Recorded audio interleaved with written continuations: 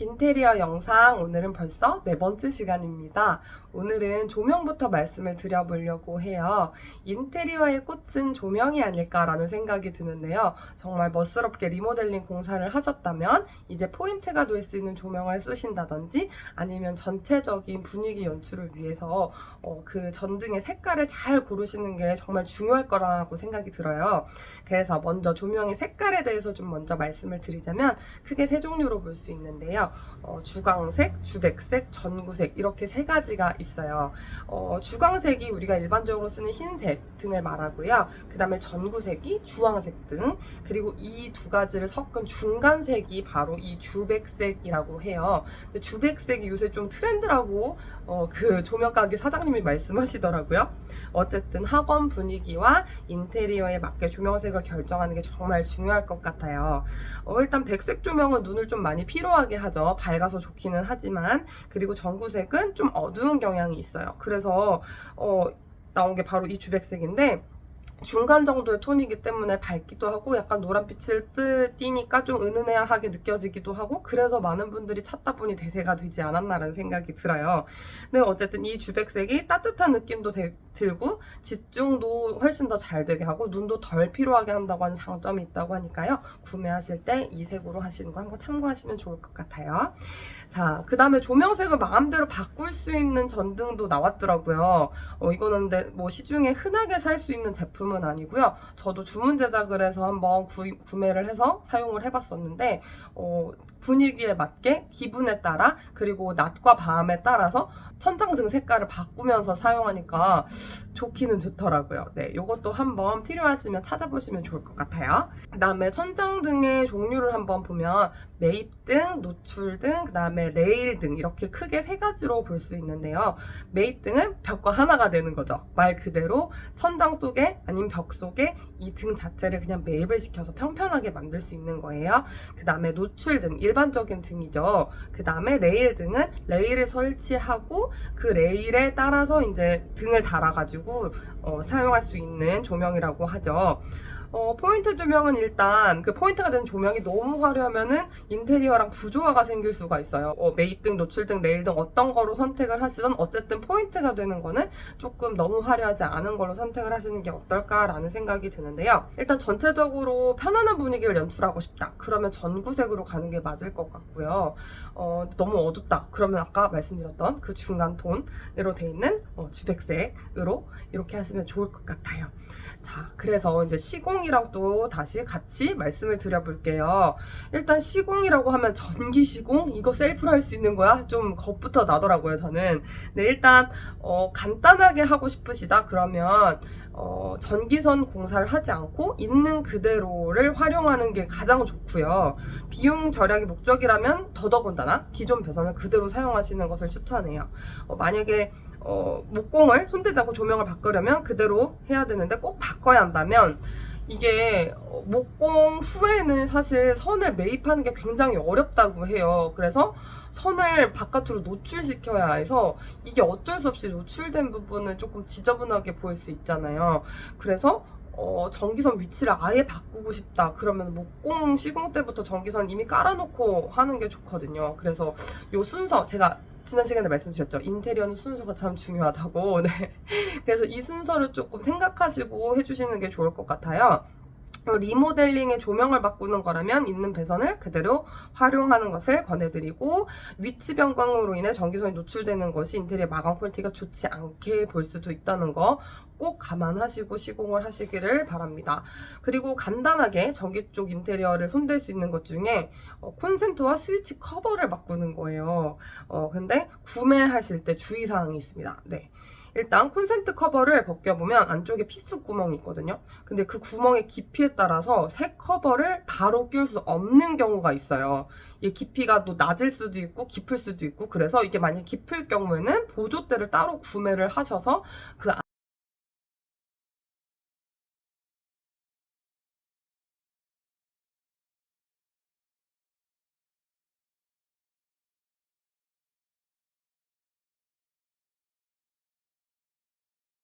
안에 넣고 그 위에 커버를 또 덮으시고 이런 식으로 시공을 해주셔야 되거든요. 근데 뭐 보조대 가격은 몇백 원 정도밖에 안 한다고 하니까 그렇게 부담스럽지 않을 것 같아요. 그리고 스위치 커버는 대부분의 경우 필수 구멍 높이에 상관없이 새 상품 구매하시고 나서 바로 교체 작업을 하실 수가 있어요. 그런데 스위치 하나당 버튼이 하나인지 두 개인지 스위치가 몇 개인지 이 정도는 꼭 확인하시고 개수도 확인하시고 구매하는 것이 좋을 것 같고요. 혹시 뭐 한 스위치인데 버튼이 3개예요. 그런데 그 중에 내가 2개만 사용하고 있다. 그러면 굳이 3개짜리를 살 필요는 없겠죠. 이럴 때는 그냥 2개짜리로 구매하셔서 끼워서 사용하셔도 크게 불편함이 없으신 것 같습니다. 그리고 이것도 좀 비용 절감을 하기 위해서는 전기 시공에서도 조명에서도 마찬가지로 직접 구매를 하시고 작업자를 소개받으셔가지고 이제 작업을 하시게 되면 되는데요. 전등 스위치 같은 경우는 셀프로 비교적 간단하게 시공을 할 수 있어요. 그냥 빼고 끼우는 정도면 되는 그런 간단한 작업이라서 그렇게 하실 수 있지만 콘센트랑 조명 교체는 전문가에게 맡기는 것을 권합니다. 비용 절감을 위해서 이 정도는 내가 할 수 있어 하고 셀프로 하시다가는 전기 사고를 당할 수도 있거든요. 특히 어떤 사고를 조심하셔야 되냐면 보통 이제 우리가 사용하는 전력이 220V잖아요. 그래서 거의 다 콘센트가 220V로 되어 있긴 한데 간혹 뭐 제가 학원을 인수를 받았다. 근데 이전에 계속 학원이 아니었고 뭐 다른 카페나 미용실이 들어섰던 적이 있었다라고 한다면 전압이 되게 많이 필요하잖아요. 이 카페나 미용실 같은 경우에는. 그래서 이런 업종이었던 자리라면 전압을 올려서 사용했을 가능성이 굉장히 높거든요. 그러면 220V보다 높은 전압, 그러니까 380V의 전압을 이용했을 수도 있대요. 그래서 일단 숫자만 봐도 너무 무섭죠. 전압이 높은 곳에서는 시공을 지식 없이 하다가 정말 큰 사고를 당할 수도 있거든요. 그래서 꼭 이 부분에서는 콘센트랑 조명 교체 부분에서는 전문가분에게 꼭 맡기시는 게 어떨까라고 생각을 합니다. 그리고 또 한 가지 손쉽게 할 수 있는 인테리어 팁에 대해서도 말씀을 드리자면요. 연습실마다 혹시 이름이 있으신가요? 숫자로 기재하기도 하고 작곡가, 음악가의 이름으로 그 방 이름을 만들기도 하잖아요. 간단하지만 큰 인테리어 효과를 낼 수 있는 것 중에가 바로 이런 방 이름을 센스 있게 만들어서 부착하는 겁니다. 작은 면적을 차지하는 부분이라서 포인트가 될 수 있도록 작업을 하면 참 좋은데요. 저는 음악가 이름으로 방 이름을 하고 그 음악가 이름 옆에다가 초상화를 넣어서 학생들이 이제 눈으로 한 번에 확인을 하고 익힐 수 있게 그렇게 했었었는데요. 이걸 또 간단하게 시공할 수 있는 꿀팁을 제가 말씀을 드릴게요. 일단 전문 업체에다가 의뢰를 하겠죠. 뭐 숫자로 하시거나 아니면은 이제 뭐 이름으로 하시거나 그림으로 하시거나 여러 가지로 하시고 주문을 하시고 이제 시공만 제가 직접 하는 거예요. DIY라고 하죠. 네, 글씨를 커팅 작업까지 마친 상태로 업체에서 택배로 받아서 제가 직접 붙이기만 하는 거예요. 부착만 할 수 있는 상태로 택배를 받아서 요렇게 잘 만들어서 보내주시기 때문에 어렵지 않게 예쁜 인테리어 효과를 낼 수 있습니다.